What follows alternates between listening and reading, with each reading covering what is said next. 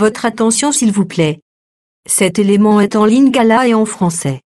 Contactez-nous pour savoir s'il est aussi disponible en la langue de votre préférence. Veuillez aussi noter qu'il est en audio uniquement, dépourvu de ce fait d'image originaire. Merci d'être venu au rendez-vous de la connaissance, de la révélation, de la précision et de la profondeur biblique. Merci d'être venu sur evangileeternel.com, le site web de l'Évangile éternel. Nous sommes la conservation, le partage et la promotion de l'Évangile éternel. Nous sommes christequality.com. Équilibrer la manne ramassée dans le désert de sorte que chacun ait un de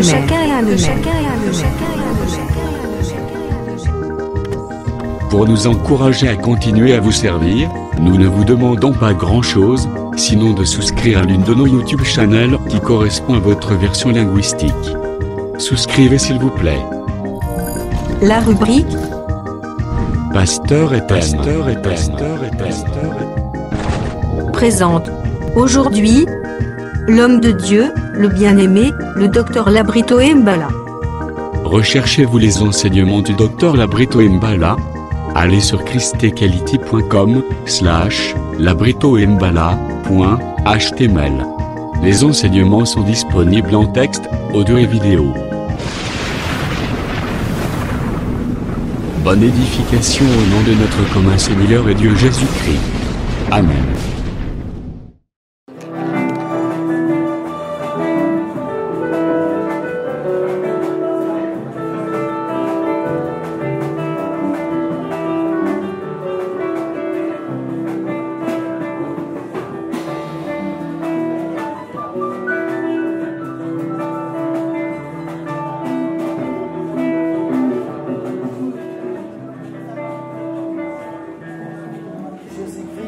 Le sang de Dieu, Jésus-Christ le roi des gloires, Jésus-Christ l'émanation de Dieu, lorsque tu sois avec nous, Seigneur de grâce, pendant ce matin, que tu nous enseignes Jésus, que tu nous prépares réellement pour l'enlèvement. Au nom de Jésus-Christ, nous avons ainsi prié et nous disons Amen. Que le Seigneur nous bénisse au nom de Jésus. Nous allons nous lever pour la lecture des 100 minutes. Prenons notre texte de base. Dans Nombre chapitre 33, verset 37 à 49.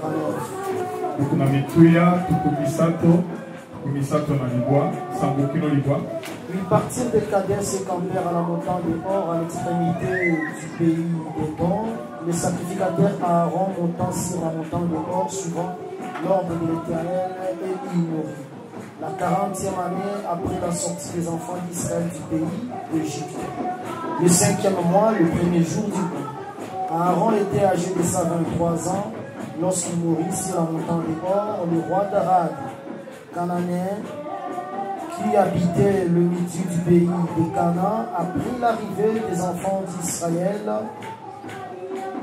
Ils partirent de la montagne de Hor et campèrent à Tsalmona. Ils partirent de Tsalmona et campèrent à Pinon. Ils partirent de Pinon et campèrent à Obot. Ils partirent d'Obot et campèrent à Igé, à Barim, sur la frontière de Moab. Ils partirent d'Igé à Barim et campèrent à Dibongad. Ils partirent de Dibongad et campèrent à Almon-Diblathaïm. Ils partirent d'Almon-Diblathaïm et campèrent aux montagnes d'Abarim devant Nebo. Ils partirent des montagnes d'Abarim et campèrent dans les plaines de Moab près du Jourdain vis-à-vis de Jéricho. Ils campèrent près du Jourdain depuis Beth-Jeshimoth jusqu'à Beth-Sittim dans les plaines de Moab. Asseyez-vous confortablement, nous ramener. Nous allons ajouter un autre texte dans le livre des Corinthiens. Nous allons prendre 2 Corinthiens chapitre 3. Prenons seulement 2 Corinthiens 4. Nous lirons le verset 13 de 2 Corinthiens chapitre 4. Et comme nous avons le même esprit de foi, qui est l'expression de cette parole de l'Écriture,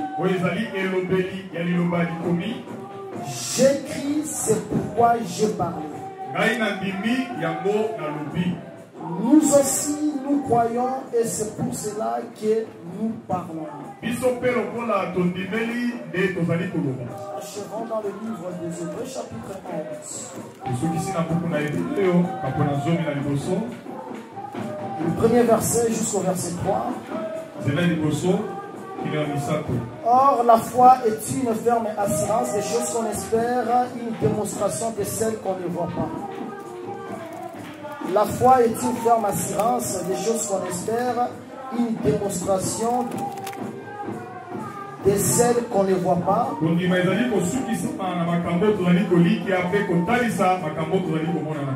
Pour l'avoir possédé, les anciens ont obtenu un témoignage favorable.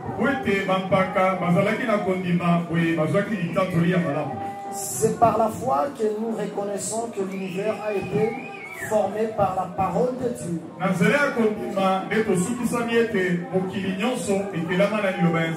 En sorte que ce qu'on voit n'a pas été fait de choses visibles. Que la grâce du Seigneur Jésus-Christ soit sur tout le monde au nom de Jésus.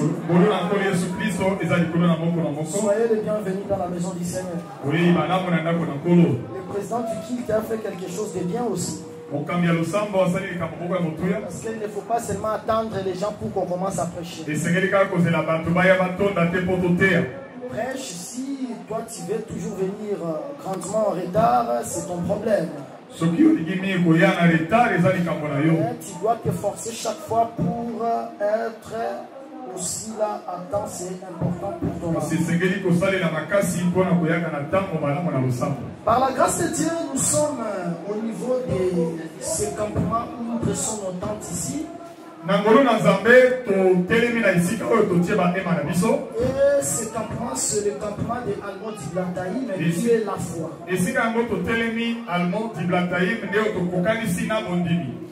Maintenant, bien-aimés dans le Seigneur, nous avons voulu montrer d'abord la première perspective, ou bien le premier aspect de la foi. Et aujourd'hui, nous allons prendre juste la deuxième perspective. Nous avons compris ceci. Que la foi, c'est ça, la parole de Dieu. Encore pour être plus précis, la foi c'est la parole de Christ. Romains chapitre 10, versets 16 à 17. La foi vient de ce qu'on entend. Et ce qu'on entend vient de la parole de Christ. Oui, c'est vrai, la parole de Christ, c'est ça la parole de Dieu. Mais dans le moindre détail, si on veut différencier ça, la parole de Dieu, c'est ça la parole qui était descendue sur la montagne de Sinaï. Mais la parole de Christ, c'est la parole qui était descendue le jour de la Pentecôte. Ça, c'est dans le moindre détail. Mais la foi vient de ce qu'on entend. Ce qu'on entend vient de la parole de Christ. C'est que la foi, c'est l'enseignement. Est-ce que vous me comprenez très bien? Nous voulons que tout le monde retienne ça. L'enseignement, c'est ça, Almon Diblataïm. Mais l'enseignement qui est la foi, l'enseignement là qui est la foi, est l'expression de bouclier. Parce que Ephésiens chapitre 6 verset 16 nous montre que le bouclier c'est la foi. Maintenant dans le livre de 1 Thessaloniciens chapitre 5, le verset 8, le rouleau sang nous montre que la foi c'est une cuirasse. C'est que nous avons compris que la foi, c'est une arme défensive. La foi nous protège contre les traits enflammés du malin. Et les traits enflammés du malin, ce sont de faux messages. Car dans le premier saut, nous voyons un cavalier qui chevauche. Il a un arc, puis il lance des flèches. Selon le livre de Jérémie, l'arc c'est la bouche. Les flèches qu'il lance, ce sont des paroles. C'est-à-dire des messages du malin. Mais il faut avoir le bouclier pour vaincre tous ces traits enflammés. Et nous comprenons par la grâce de Dieu que les flèches de l'ennemi qui sont tombées par les boucliers, c'est par exemple l'enseignement des brahmanistes, l'enseignement des musulmans, l'enseignement des incancars, des bouddhas, de tous les groupes de prière. Leurs faux enseignements, lorsqu'ils viennent, nous avons la foi comme un bouclier pour nous protéger de ces enseignements. Et le bouclier là, c'est la parole de Dieu. Parce qu'on va résister contre la mauvaise parole et c'est seulement par la vraie parole. Car il est écrit que la lumière a l'avantage sur les ténèbres. C'est que la vraie parole comme la lumière, elle doit toujours dominer ce qu'on appelle les ténèbres comme le mauvaise parole. Là, nous avons la foi comme un bouclier lorsque nous résistons contre les mauvais enseignements de loin. Mais nous avons aussi la foi comme un cuirasse pour résister contre les mauvais enseignements de près.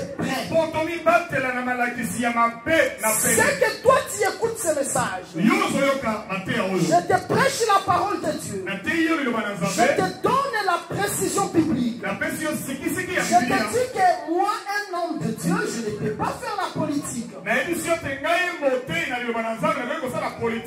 si demain je viens encore, je te dis que bien aimé, ce n'est pas un problème. D'ailleurs, c'est pour notre bien. Lorsque je serai député, je vais construire l'église. Votez-moi. Moi, je deviens candidat présidentiel. En ce moment, vous devez me refuser par la cuirasse. Là,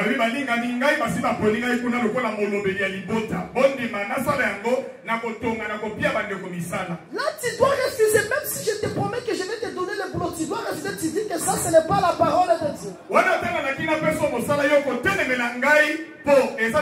C'est que tu n'es pas là pour croire à tout ce que moi j'ai dit. Tu vas croire à ce que moi j'ai dit si c'est fondé bibliquement. Mais s'il n'y a pas de fondement biblique, comment tu peux croire? Oh, tu dois résister. Tu vas dire que ce que tu dis là, ce n'est pas la parole de Dieu. Parce que l'apôtre Paul, il a prêché jusqu'à ce que lui-même va dire ceci. Si ça arrivait qu'on puisse vous amener encore un autre message contrairement à ce que nous vous avons donné, même si c'est un ange qu'il soit anathème, c'est que je ne peux pas falsifier l'enseignement. Lorsque vous me résistez, moi, votre prédicateur et votre frère, des choses que je fais, des choses qui ne glorifient pas le nom du Seigneur, en ce moment, vous utilisez la foi comme une cuirasse. Mais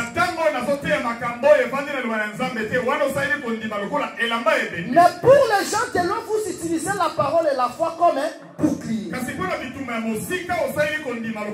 Je crois que tout le monde me comprend. C'est que la foi, c'est l'enseignement. Mais cet enseignement nous épargne contre le trait enflammé. Même le prophète Moïse, lorsqu'il marchait avec Israël dans le désert, il y avait un faux prophète prophète de loin appelé Balaam. Là, on devait résister Balaam avec le bouclier. Mais Israël avait aussi Janès et Jambres. Janès avait aussi Janès et Jambres. C'est mentionné dans le livre de 2 Timothée 3. Les faux frères qui devaient résister contre Moïse. Ils voulaient aussi qu'eux aussi soient des ministres alors qu'ils n'étaient pas appelés au ministère. Alors là, tu vas résister avec la cuirasse. La cuirasse, c'est comme la parole de Dieu, comme la foi.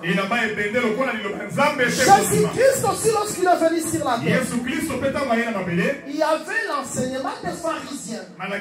Mais lui aussi, dans son ensemble, il avait un certain Judas Iscariote. Maintenant, résister contre l'enseignement des pharisiens, c'est ça le bouclier. Résister contre Judas Iscariote, c'est ça la cuirasse. Est-ce que vous me comprenez très bien? Si je viens, je suis homme de Dieu, et que je vous trouve, vous êtes en paix. Mais lorsque moi j'arrive, ça crée la division. Il faut me résister.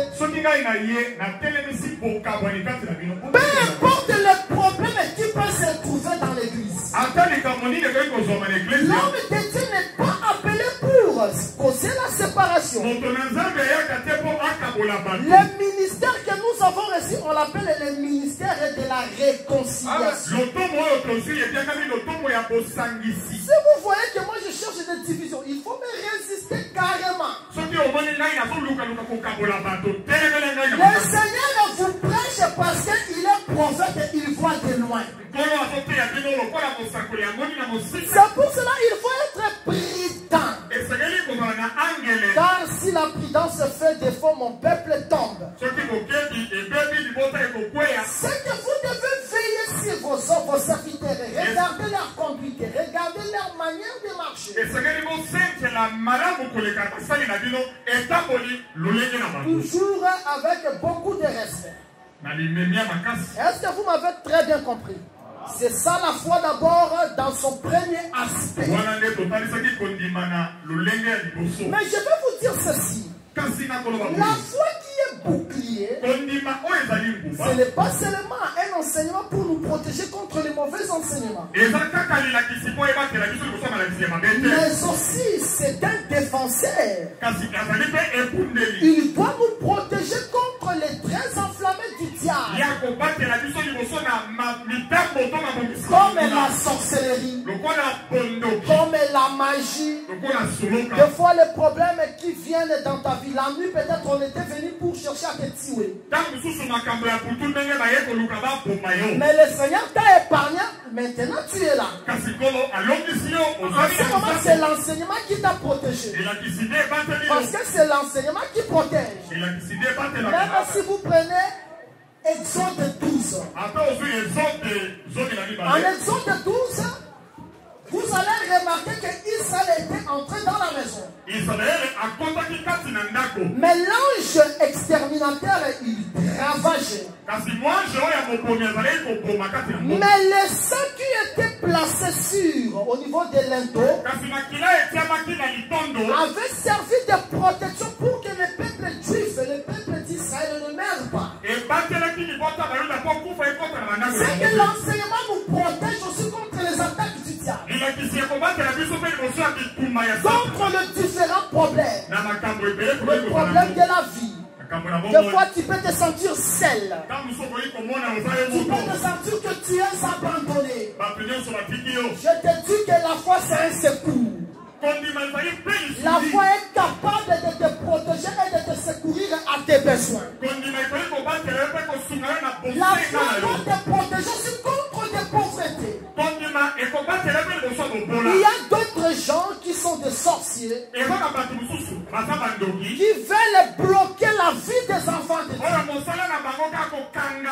Mais si tu as la foi, tu vas vaincre cette vie. Tu vas vaincre la sorcellerie. Mais le monde qui nous entoure, le monde ne nous aime jamais. Le monde n'aime pas nous voir prospères. Le monde n'aime pas nous voir en bonne santé. Le monde veut toujours nous combattre à tout prix. Alors vous devez avoir la foi comme un bouclier pour vous protéger de toutes ces choses. Il est écrit dans les 100 livres, l'ange de l'Éternel campe autour de tous ceux qui les craignent. Et il les arrache du danger. C'est que la foi nous protège du danger de l'ennemi. La foi nous protège des attaques nocturnes. La foi nous protège des accidents. Le fait que tu as l'enseignement, tu peux prendre l'avion. On te complique. Des fois tu penses que le Seigneur ne t'aime pas. Mais lorsque l'avion part, l'avion fait les crashs, les autres meurent, mais le Seigneur t'épargne parce que tu as la foi comme un bouclier. Bien aimé, des fois il y a certaines choses qui se passent dans notre vie. Selon notre interprétation, notre analyse, nous pouvons juger l'Éternel comme injuste. Mais je te dis que le Seigneur n'a pas le projet de malheur contre toi. Il sait le projet qu'il a formé pour toi. Il a seulement le projet de bonheur. Même si tu vois quelque chose qui boite, je te dis dans la vision de l'Éternel, c'est pour ton bien. Mais dans ta vision, c'est pour ton malheur. La vision de l'Éternel et la vision de l'homme, c'est différent. La manière dont l'Éternel le voit, ça se diffère même de la manière dont les prophètes le voient. Élie a dit ceci à Anne. Élie a dit à Anne. Mais pourquoi tu monologues? Tu es ivre de vin. Élie a jugé Anne que Anne était ivre. Anne a dit, mon Seigneur, ce n'est pas que je suis ivre, mais c'est l'amertume du cœur. C'est que la manière de Dieu de voir, elle est différente de la manière de l'homme de voir. Les épreuves que tu peux traverser, je te rassure que Dieu ne t'a pas abandonné. Les difficultés que tu traverses, Dieu ne t'a pas délaissé. Il a dit, je suis avec vous tous les jours, jusqu'à la fin des temps. Bien aimé, je vous dis la vérité que tu n'es pas seul. Le Seigneur est à côté de toi. S'il t'ouvre les yeux de voir comment il combat pour toi, tu vas abandonner le péché. Le Seigneur t'épargne de grandes choses parce qu'il est dans ta vie comme l'enseignement, la foi. Dans Deutéronome 32 verset 11, Deutéronome 32 verset 11, il est écrit dans le rouleau sang que l'Éternel, il est comme l'aigle. Étant aigle, il prend son enfant aiglon. Il entraîne son enfant à très bien voler. Mais la maman aigle peut laisser l'enfant comme ça. Lorsque l'enfant veut tomber, si l'enfant pousse les cris, la maman au sommet de la montagne, elle va se lâcher pour venir secourir son enfant. Mais il n'a pas, l'aigle, maman n'a pas l'idée de tuer son enfant. Il ne veut pas tuer l'enfant, mais il veut juste apprendre l'enfant comment voler. Il a besoin que l'enfant, un jour, qu'il puisse habiter la montagne. Le fait qu'il veut que l'enfant sache voler, il doit lâcher son enfant. Mais lorsqu'il lâche l'enfant lui-même, il est là, il surveille. Si seulement l'enfant pousse des cris de détresse, directement il saura que mon enfant il est en danger.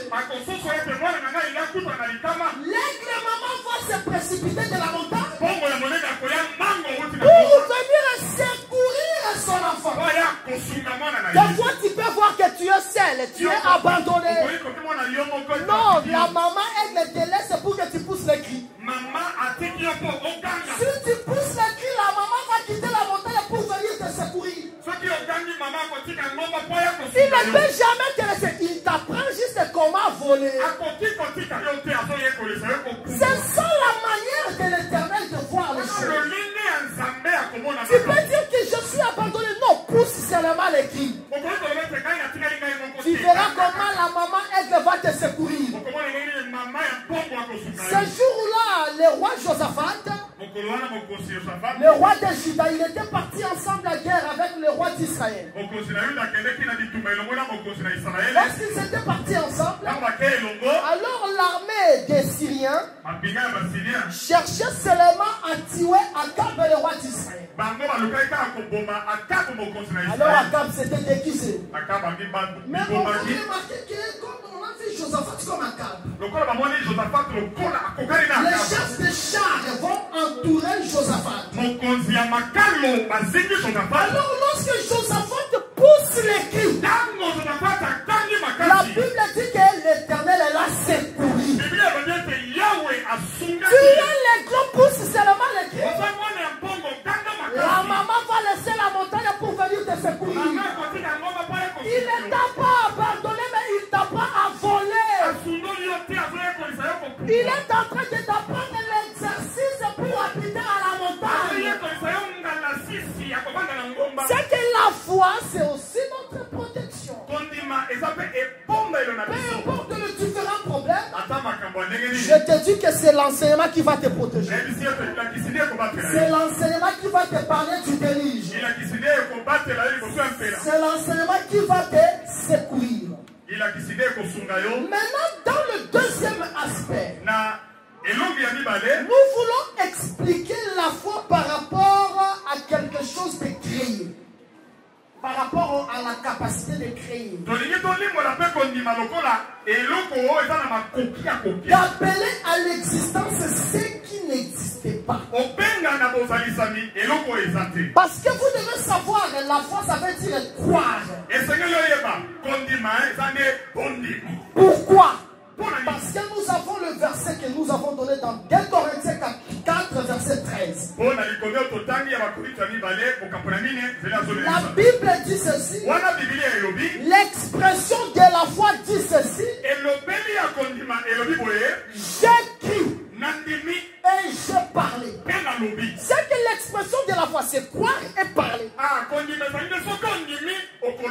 C'est que je crois et puis je parle. Je dis, bon, est-ce que, bien aimé, tu es sûr que tu peux être pardonné de tes péchés? Oui, ami. Tu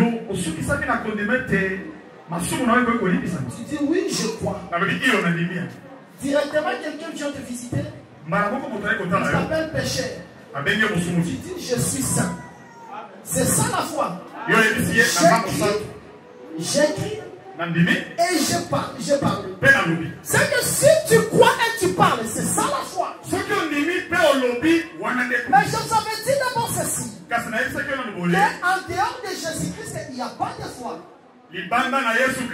C'est vrai, toutes les religions disent que la foi, ils ont la foi. Nous avons compris qu'en dehors de Jésus, il n'y a pas de foi. Pour ces gens-là, c'est la superstition.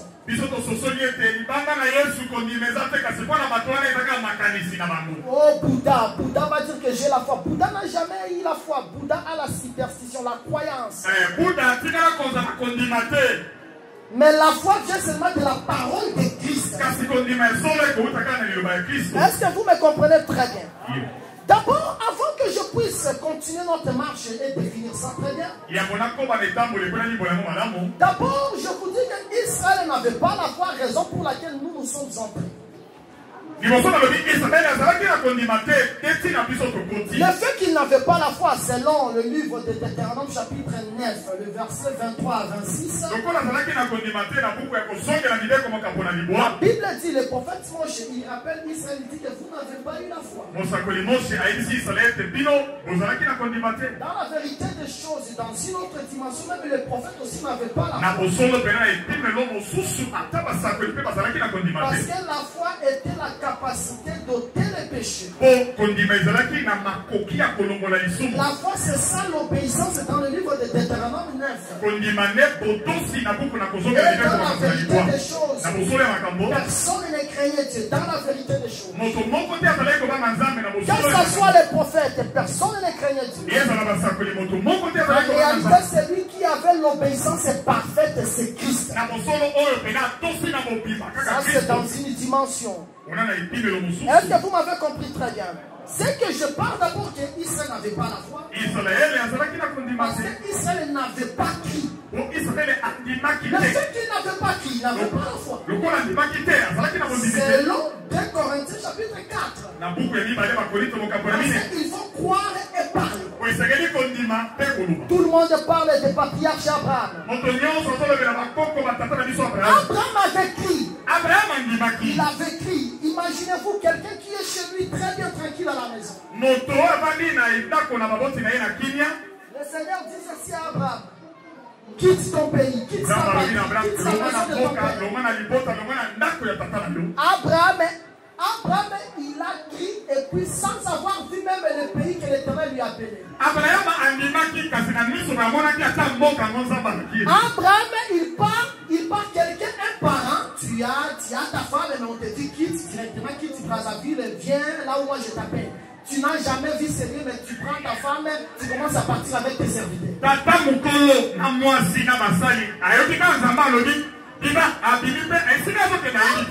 a manifesté la foi. La foi, c'est croire. Croire. Je n'ai pas besoin de voir les choses pour que je croie. Je crois sans avoir un fils. C'est ça la foi. Est-ce que vous me comprenez très bien? La foi, c'est l'expression de Dieu. Dieu a dit que la lumière soit. La lumière fit. Il a appelé à l'existence ce qui n'existait pas. Aujourd'hui, tout ce que vous voyez ici, les arbres fruitiers, le ciel, c'est l'expression de Dieu. Lorsque Dieu a parlé, c'est voilà pourquoi nous voyons toutes ces choses. C'est que la foi crée. La foi est capable de créer dans le vide. La foi est capable de créer dans le néant. Là où il n'y avait rien, la foi crée. Imaginez-vous Sarah. Une maman, une vieille, trop âgée. Elle avait dépassé déjà la ménopause. Mais elle croyait seulement qu'elle mettrait au monde. Et puis elle a mis au monde parce qu'elle a crié. Si tu veux avoir la foi, tu dois sortir des réalités du monde. Si tu regardes les réalités du monde, je te dis la vérité, en ce moment tu n'as pas la foi. Pour dire que j'ai la foi, il faut quitter vraiment la logique du monde. Pour le monde, pour mettre au monde, il faut avoir... ici tu es une femme, si tu as déjà 50 ans, c'est fini pour toi. Là tu ne mettras plus au monde. Mais si tu as la foi, tu vas croire que je peux mettre au monde. Bien aimé dans le Seigneur, lisez même dans l'internet. Il y a des femmes qui ont mis au monde, qui avaient dépassé plus de 50 ans, même 60 ans. En Espagne, et dans d'autres pays. Elles avaient dépassé, ce ne sont pas des chrétiennes comme toi, mais elles avaient dépassé 50 ans, 60 ans, et puis elles ont mis au monde. C'est-à-dire, si toi aussi tu crois,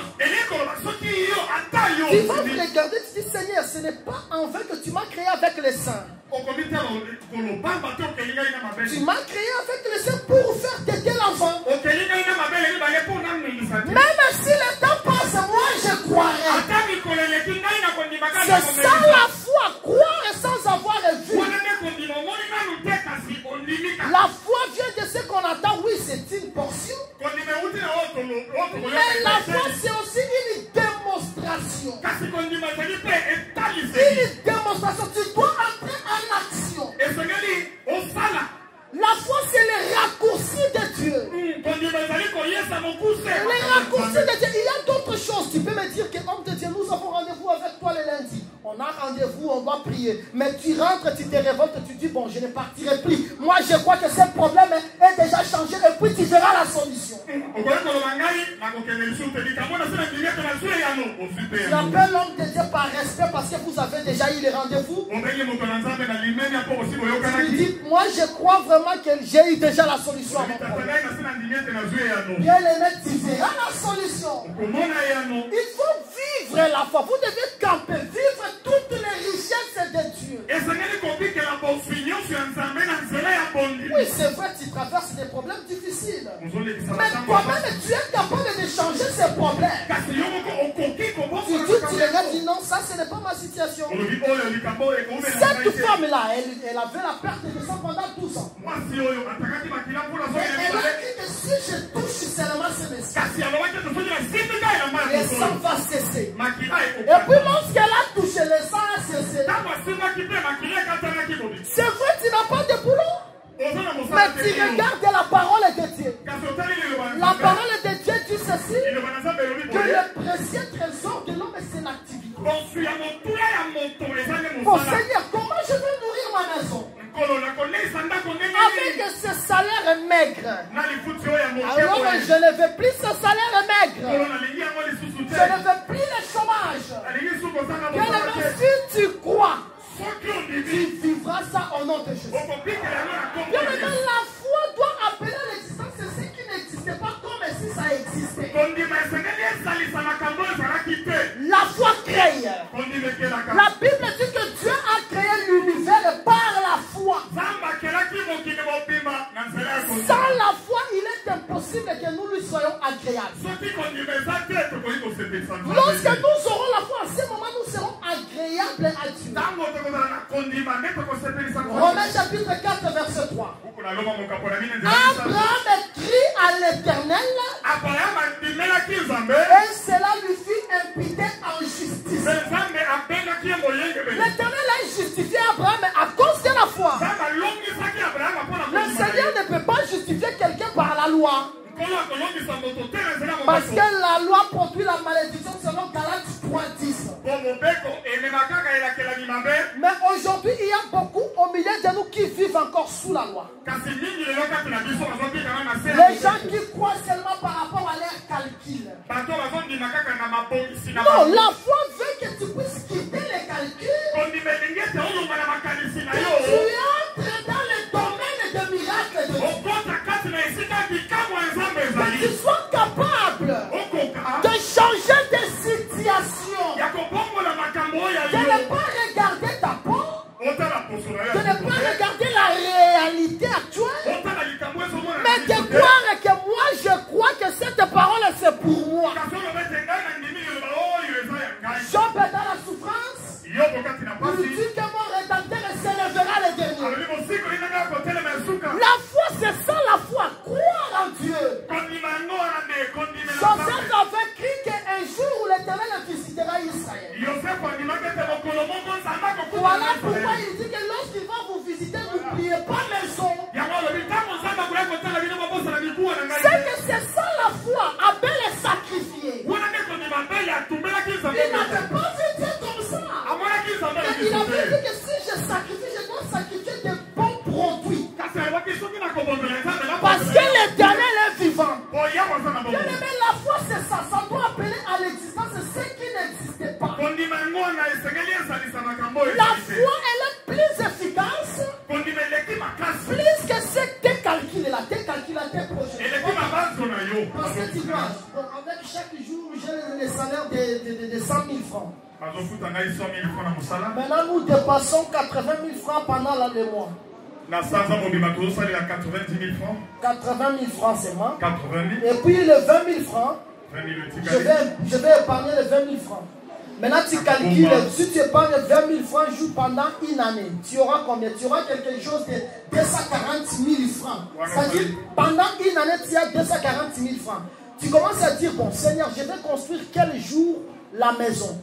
240 000 francs. Si je multiplie ça fois 10 ans, c'est que dans 10 ans, j'aurai seulement 2 400 000. Seigneur, comment je vais construire? Comment je vais construire? Si tu restes dans ces calculs-là, le Seigneur va t'échapper.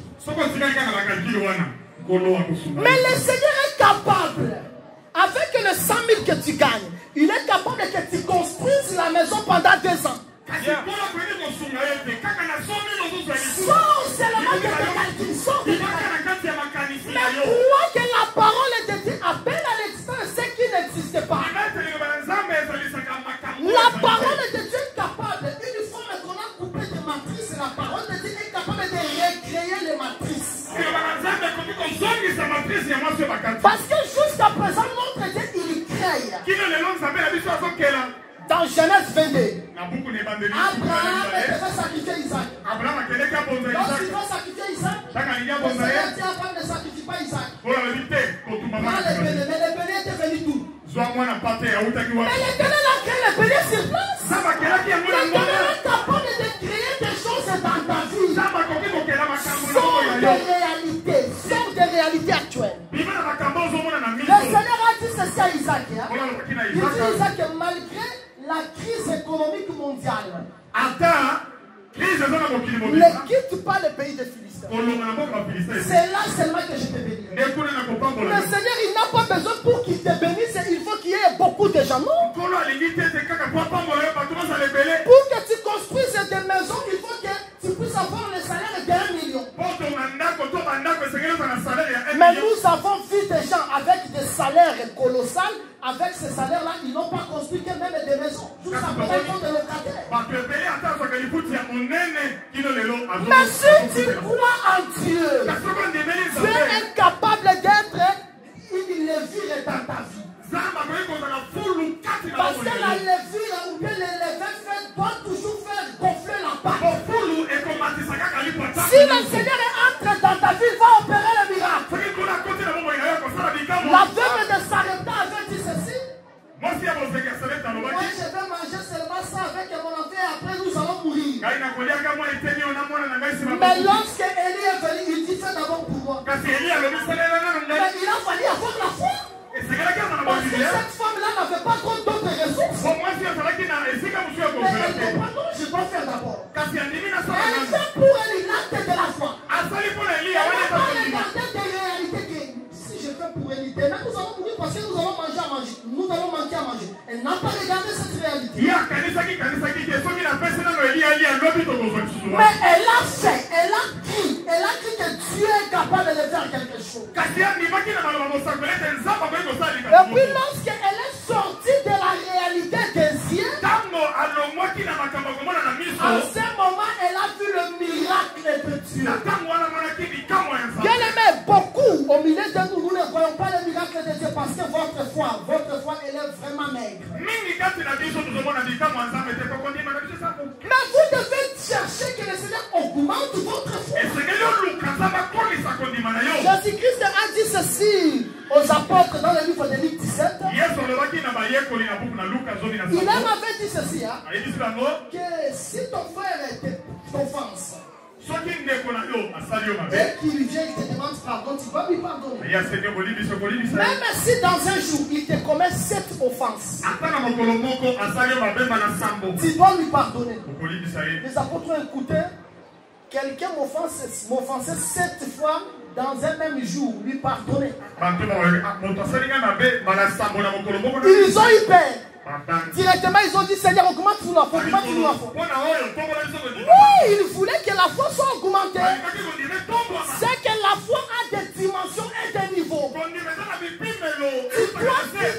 Tu dois quitter les pieds de la foi. Tu dois monter. La foi augmente. La foi s'augmente. Elle s'augmente par la sanctification. purification. Elle s'augmente dans la vie de la prière et de l'intimité avec le Seigneur. Vous devez chercher que le Seigneur augmente votre foi. Jésus-Christ a regardé les gens. Il a dit que vous êtes des dieux, mais vous mourrez comme les hommes. Jésus-Christ était étonné de voir les gens mourir comme les hommes. Jésus-Christ t'appelle Dieu. Si tu es Dieu, tu as la capacité de créer. Arrête de mourir comme un homme. Arrête de mourir avec la main à la joue. Crois que Jésus, il est capable d'appeler à l'existence ce qui n'existe pas comme si elle existait. La foi, c'est l'expression de Dieu. La foi, c'est le raccourci. Le Seigneur est capable de quelque chose que tu devais avoir ça après 10 ans. Il raccourcit ça pour que tu puisses avoir ça en 2 ans.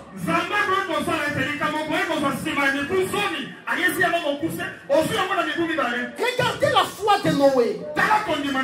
Il construisait l'arche parce que la pluie n'était pas encore tombée. Mais il savait que la pluie tombera toujours.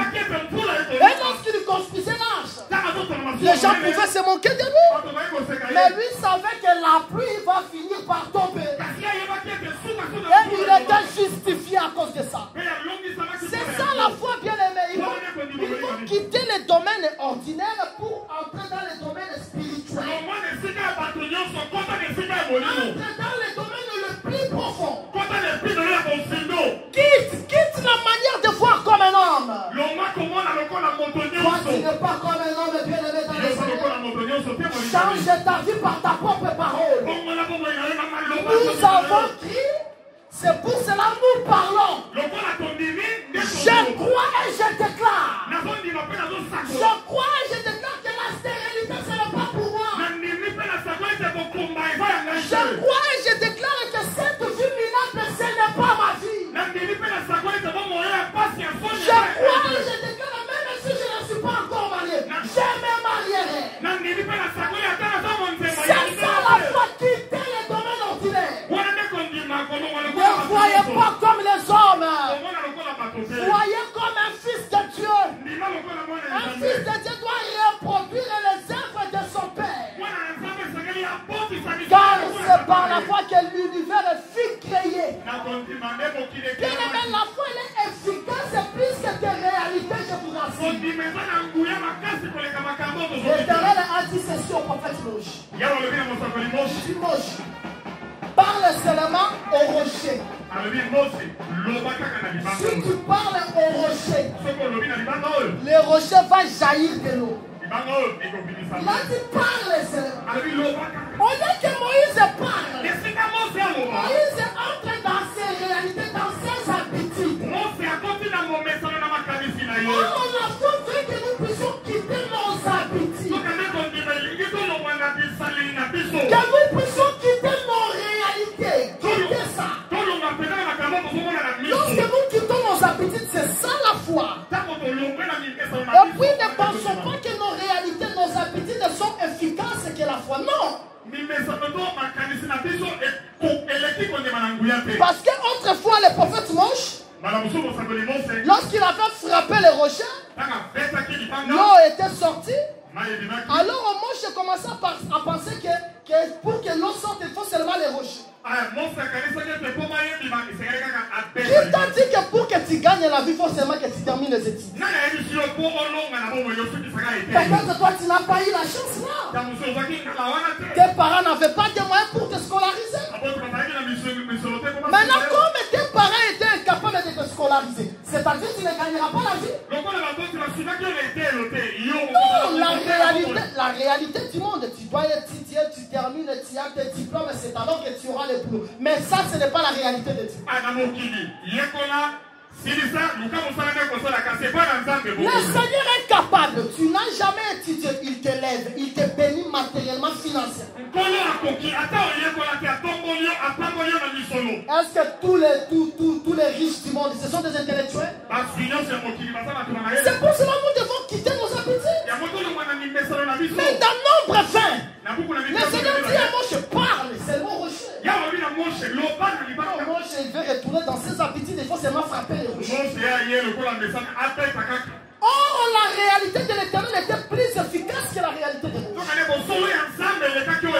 Parce que lorsque l'Éternel dit au prophète Moïse, parle au rocher. En ce moment, l'Éternel donne à Moïse ce qui est plus fort que le bâton. Et ce qu'il a donné au prophète Moïse, c'est le diamant. Mais Moïse, à cause de sa réalité, il néglige le diamant pour avoir le bâton. Si on te donne le diamant et le bâton, on te dit va vendre ça. Qu'est-ce qu'on va acheter plus cher? D'ailleurs, peut-être le bâton, on ne peut pas te donner même 25 francs. Parce qu'il peut partir et il voit un autre, il voit un arbre et il coupe aussi son bâton. Mais l'Éternel donne à Moïse le diamant. Moi, je refuse le diamant à cause de la réalité. Mais tu vas me poser la question, le diamant comment? Le Seigneur dit ceci au prophète Ézéchiel. Dans Ézéchiel 3, verset 9. Il dit Ézéchiel, c'est vrai que tu habites au milieu d'une famille de rebelles. Je te donne le front de diamant. Plus dire que le roc. C'est ce qui est plus dire que le roc, selon Ézéchiel 3, 9, c'est le diamant. Maintenant, nous regardons les enfants de Jacob. Le 6e fils de Jacob, c'était Nephtali. Parce que par rapport au Genèse chapitre 29 et Genèse 30, le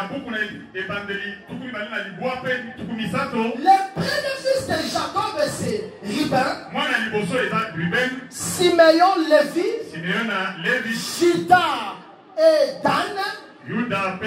Et le 6e, c'est Nephtali. Maintenant, dans le livre d'Exode 28, on doit faire les pectorales de jugement. Dans ce pectoral-là, on va mettre les différentes pierres précieuses. Et ces pierres-là vont représenter les enfants d'Israël. La première pierre était sardoine. C'est que sardoine, c'est Ruben. Topaz, émeraude. Siméon et Lévi. Escarboucle, saphir. Juda et Dan. Et puis la 6e pierre était le diamant. Le diamant, c'est Nephtali. Est-ce que vous me comprenez très bien? Maintenant, lorsque on bénit Nephtali dans Genèse 49, par son père Jacob, il dit, toi Nephtali, tu es une biche en liberté. Et toi, tu es un bon parleur. Tu profères de belles paroles. C'est que les belles paroles, c'est Nephtali. Maintenant, l'Éternel dit à Moïse, parle seulement. C'est-à-dire qu'il utilise Nephtali. Oh, Nephtali, c'est le diamant. Mais le diamant est plus dur que le roc. C'est que si Moïse utilisait seulement le diamant qui est Nephtali, Moïse allait entrer à Cana. Mais il a négligé le diamant. Il a préféré son bâton. Oui, il a été sorti. Mais le Seigneur va dire ceci à Moïse. Tu n'entreras pas. Parce que tu n'as pas sanctifié mon nom. C'est que bien aimé dans le Seigneur, la foi elle est plus efficace que la réalité que tu vois. La foi elle est plus précieuse, c'est ça le diamant. La foi c'est une richesse, une fable. Bien aimé, c'est que le Seigneur t'a dit crois à ça, tu verras sa gloire. Dans Matthieu chapitre 21, Jésus-Christ a marché ensemble avec les disciples. Il regarde l'arbre de figuier. Il maudit le figuier. Directement après quelques temps, les enfants regardent et ils voient le figuier sécher. Ils vont lui poser la question. Qu'est-ce que tu as fait pour que le figuier soit en sec? Il dit que si vous aurez la foi, vous direz à cet arbre de se lever et de se jeter dans la mer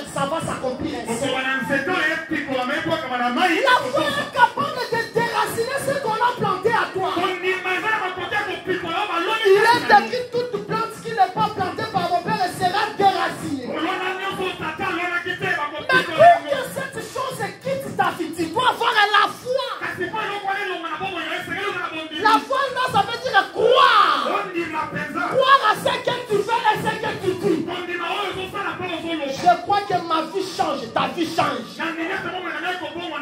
Imagine toi, tu es ici, tu pries. Seigneur, aide-moi, je ne veux plus le manquement dans ma vie. Mais tu rentres à la maison, tu trouves les enfants en train de pleurer. Papa, nous avons faim.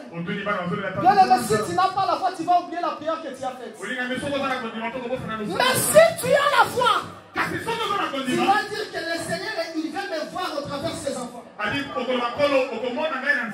Les enfants, ne vous en faites pas. Le Seigneur change votre vie déjà.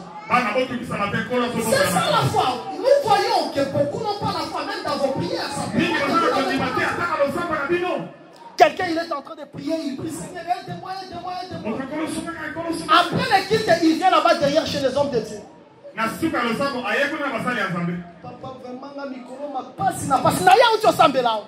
C'est ça manquer la foi. C'est ça ce que vous faites chaque jour ici. Quelqu'un qui prie ici, on a donné la requête.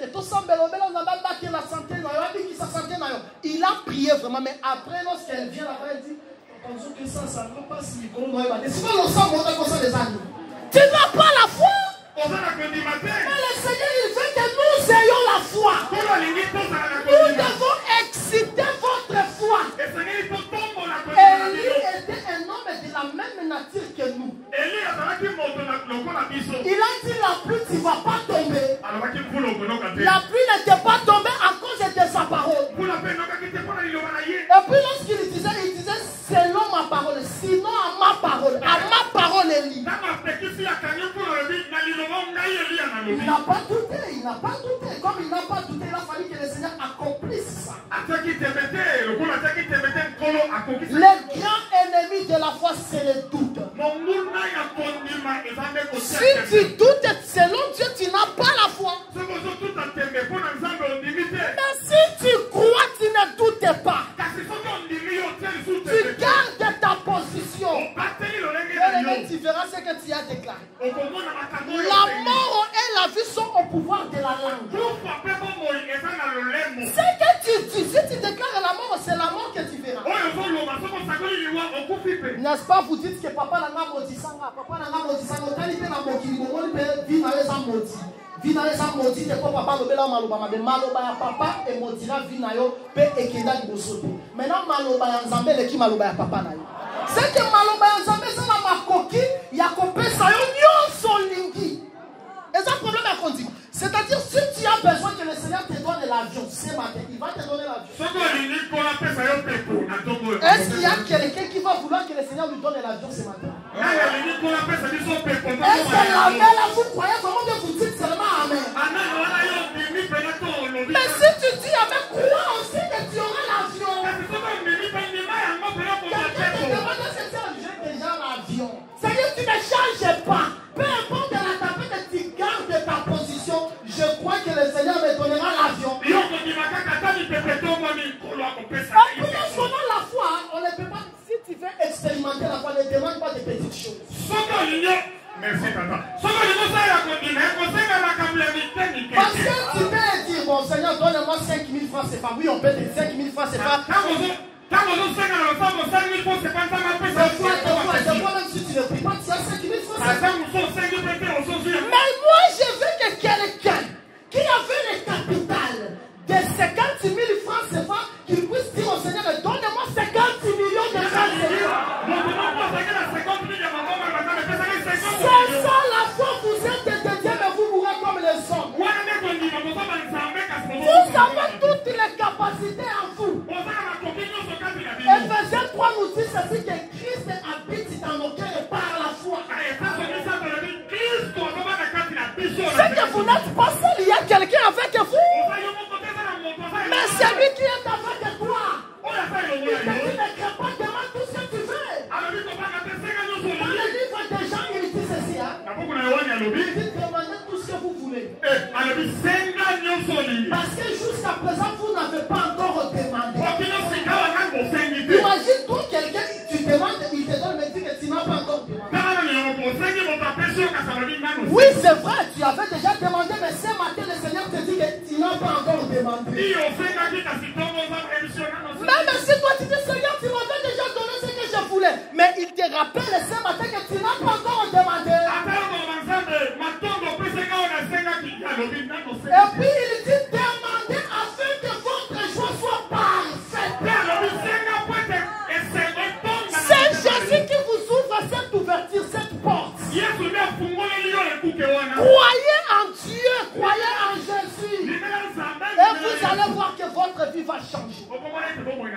Bien aimé, le problème de la vie chrétienne, c'est le problème d'être un vaillant. Vous regardez une femme comme Rahab. Imaginez-vous, on lui dit Rahab, nous allons détruire cette ville. Mais quand tu vas recevoir le fil du cramoisi, et toi tu seras épargné. Bien aimé, ma soeur, c'est ça, mais il faut avoir la foi. Pour croire à ça. C'est que le Seigneur, des fois, il veut que nous manifestions notre foi par des petites choses. Hein? Il ne faut pas penser que le Seigneur descendra ici avec des barbes, avec des robes pour vous prêcher. C'est lui qui vous prêche maintenant. Mais ce qu'il fait maintenant, il vous dit que vous n'avez pas encore demandé, mais demandez pour que votre joie soit parfaite. Tout ce que vous demanderez en priant avec foi,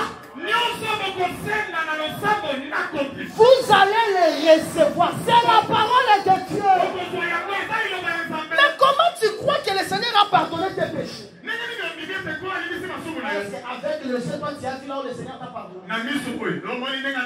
Mais tu crois que le Seigneur t'a pardonné. Mais tu es capable de croire à ça, à une grande chose au salut. Mais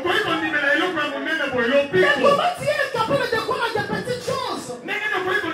Les choses matérielles, ce sont des petites choses. Le mariage, c'est une petite chose. Le boulot, c'est une petite chose. La bonne santé, c'est une petite chose. Ce qui est grand, c'est le salut. Mais toi, tu crois que Dieu t'a donné le salut. Mais tu es incapable de croire aux petites choses. Comment? Lorsqu'on fait des collectes ici, tu vas dire que c'est moi le patron de l'église. Je sais que moi je bâtirai le temple pour le Seigneur. Si tu as la foi, tu verras ça dans ta vie. Si tu as la foi, tu vas changer ta vie. Je te dis la vérité. Tu vas appeler à l'existence ce qui n'existait pas. Tu seras capable que tous les gens puissent s'étonner de toi par des merveilles de Dieu dans ta vie. Oui, tu es pauvre financièrement. Mais si tu dis que Seigneur, je ne veux pas cette situation, le Seigneur interviendra. Mais il faut changer la manière de voir. Les gens qui sont élevés dans le monde, en réalité, ne sont pas différents de nous. Ce sont des gens, des fois, toi, tu leur dépasses avec des capacités intellectuelles. Mais regarde comment toi tu souffres. Regarde comment toi tu plais. Arrête de pleurer, lève-toi comme une vaillante.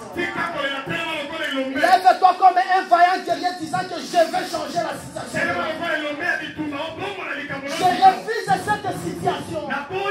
Le plaire, ce n'est pas mon partage.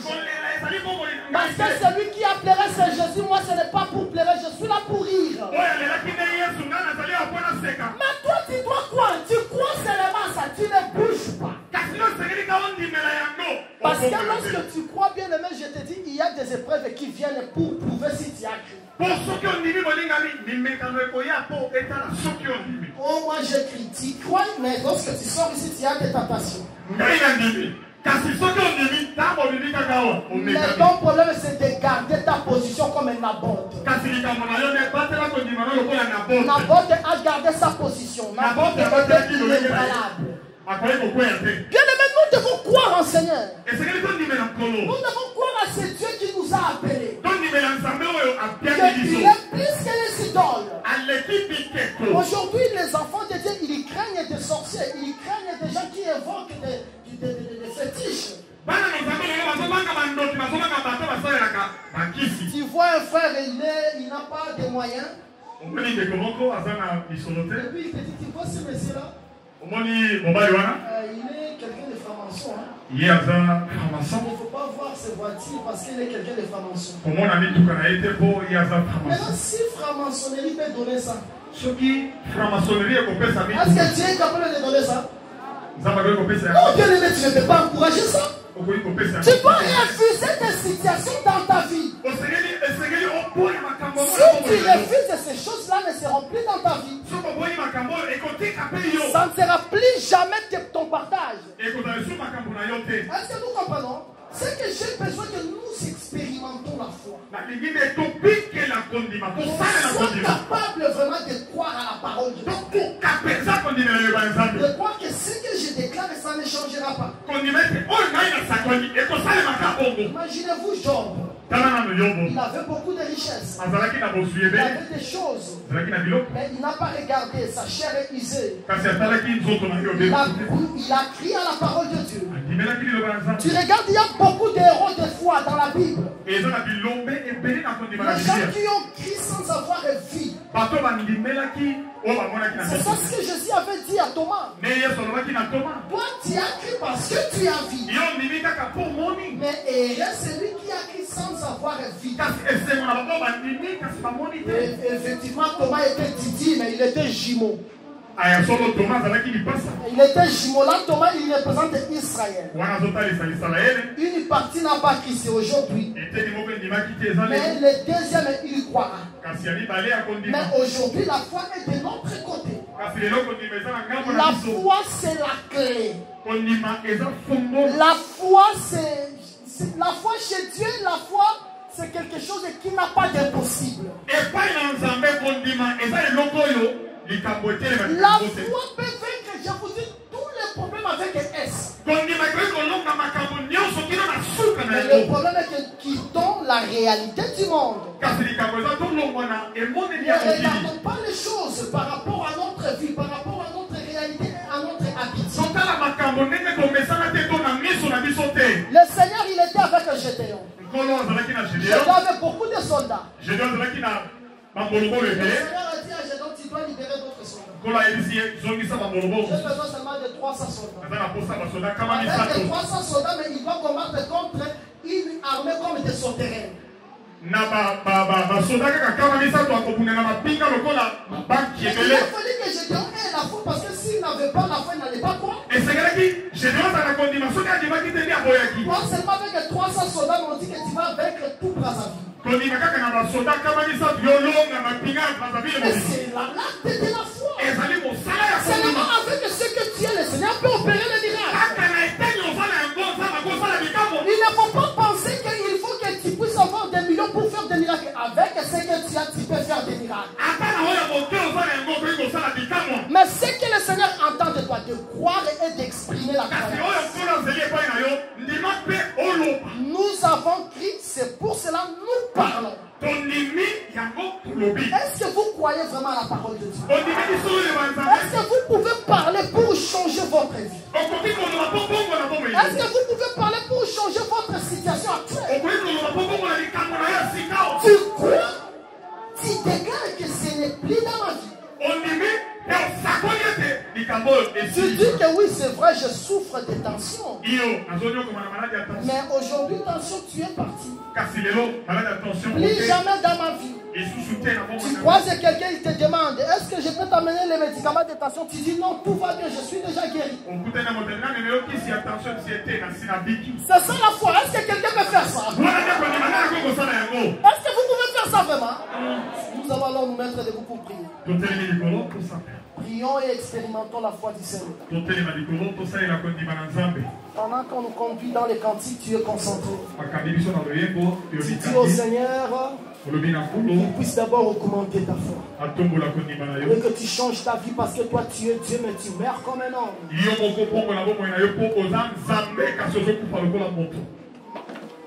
Là tu es concentré, bien-aimé. Change ta vie. Tu es Dieu, bien-aimé. Change ta situation. Refuse cette maladie. Refuse chaque jour toujours la main à la joue. Réfléchis ça. Les choses ne marchent pas dans ton foyer. Il y a 10 ans, mais le Seigneur peut changer quelque chose de 10 ans en un jour. Tu ne peux plus dire que notre foyer c'est toujours comme ça. Non, votre foyer ce n'est plus comme ça parce qu'aujourd'hui tu changes votre foyer. Ça c'est l'habitude de mon mari. Non, le Seigneur peut changer ça aujourd'hui. Ce que le Seigneur entend de toi, c'est de croire. Et si tu crois, tu dois exprimer ce que tu as. Pendant qu'on nous conduit dans le cantique, tu es concentré bien aimé dans le Seigneur.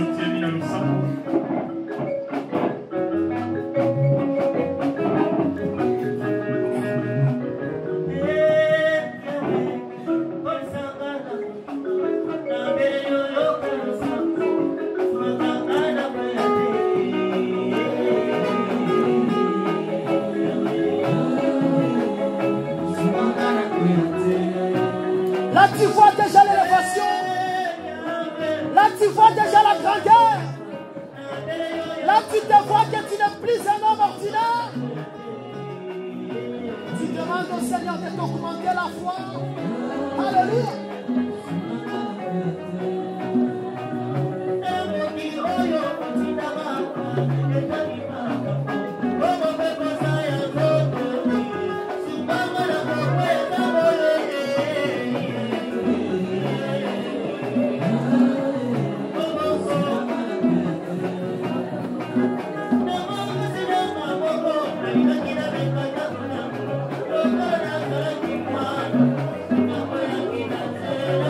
Augmente-moi la foi, Jésus.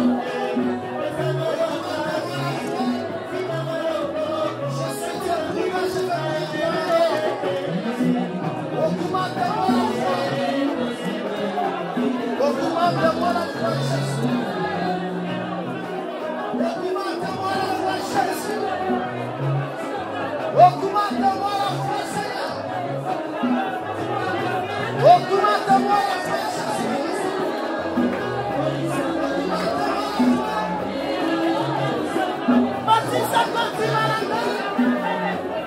Je vais atteindre le haut sommet.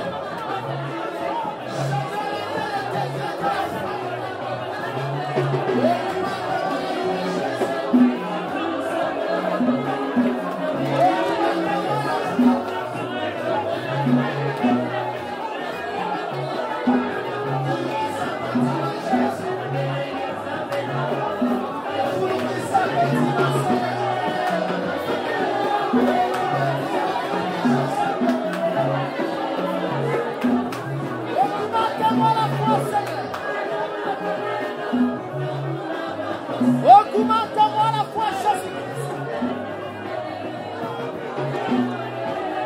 Que je ne vois pas de réalité actuelle. Augmente-moi la foi, Jésus.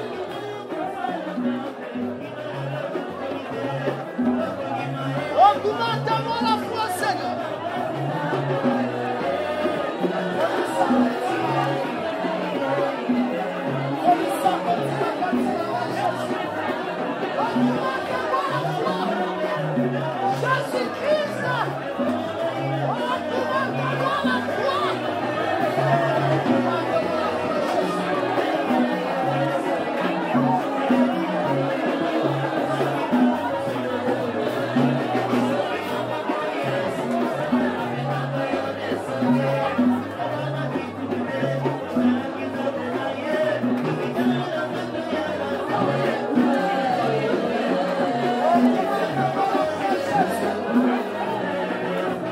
Augmente-moi la foi, Jésus. Augmente-moi la foi, Seigneur. Vous êtes de Dieu. Particulier comme les hommes. Demandez l'augmentation de la foi. Que le Seigneur t'augmente la foi, bien-aimé. Augmente-moi la foi. Oui, Seigneur, ma foi. Elle est petite, Jésus. Je veux qu'elle soit capable d'opérer de grandes choses.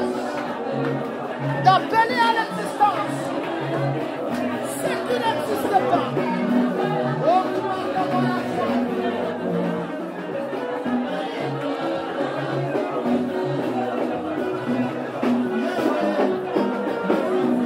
Augmente-moi la foi, Jésus, je t'en prie.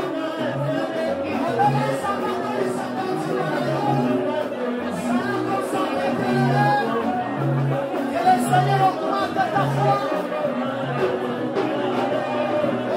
La situation n'a rien changé.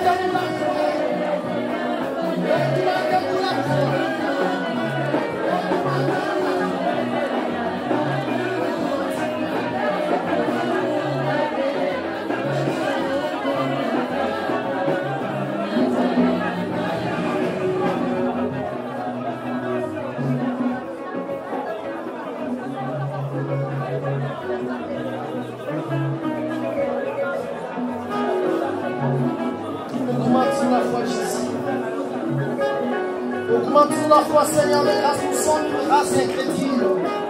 S'il te plaît, Jésus, augmente la foi. Les situations que nous traversons, la solution, elle est avec nous. La solution, c'est la foi. La solution, c'est de croire et de parler.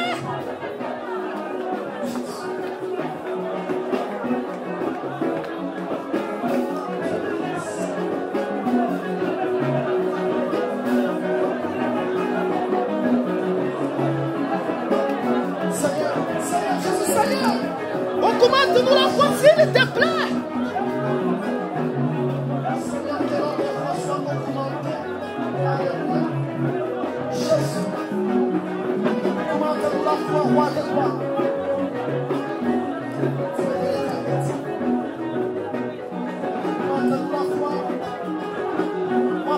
Allez, s'il vous plaît, au numéro suivant, pour retrouver la suite de ce message.